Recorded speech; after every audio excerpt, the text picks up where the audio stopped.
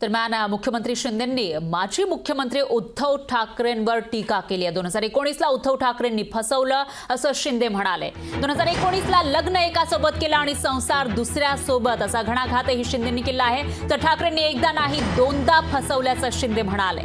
दिल्लीला जाऊन पुन्हा युती करू शब्द देऊन आलात आणि असं सुद्धा शिंदेंनी या ठिकाणी म्हटलेलं आहे। तर कोल्हापूरमध्ये जे महाअधिवेशन सुरू आहे शिंदेंच्या शिवसेनेचं, त्या अधिवेशनातून शिंदेंनी ठाकरेंवर ही टीका केली आहे।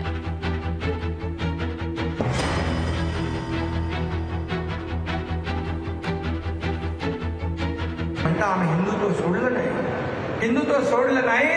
मग 2019ला ज्या बाळासाहेबांनी सांगितलं होतं काँग्रेसला लांब ठेवा, काँग्रेस माझ्या पक्षाची काँग्रेस होईल तेव्हा माझं दुकान बंद करेल, त्याला तुम्ही जवळ नाही केलं, डोक्यावर घेतलं, खांद्यावर बसवलं, त्याच्या मांडीला मांडी लावून बसला।